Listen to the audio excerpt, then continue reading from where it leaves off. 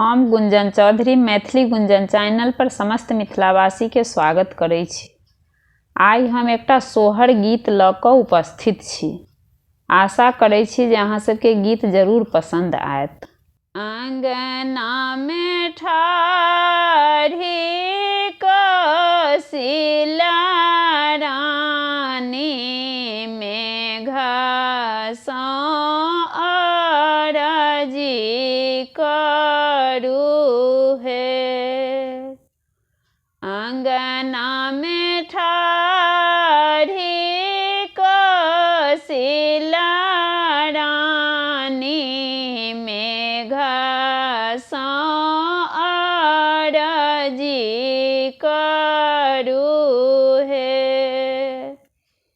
मेघ है तोहें जुनी आजू बरसहु की तीनों मिली भीजत रे। लालना रे तोहें जुनी आजू बरसहु तीनों मिली भीजत रे। केहि जे भीजए बेला तर केहि बबुला तर रे। लालना रे केहि जे भीजए अशोक तर तीनों मिली भीजत रे। राम जी जे भीजए बेला तर लक्ष्मण बबुला तर रे।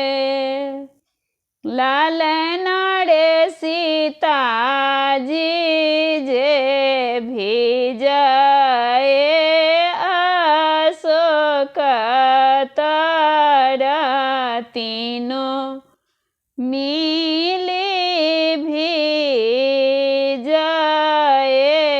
रे। किनकर भीजए मटुकिया किनकर सिर चादर रे। लालना रे किनकर भीजए चुंदरिया की तीनों मिली भीजए रे। राम जी के भीजए मटुकिया की लक्ष्मण सिर चादर रे। लालना रे सीता जी के भीजए चुंदरिया की तीनों मिली भीजए रे। लालना रे सीता जी के भीजए चुंदरिया की तीनों मिली भीजत रे।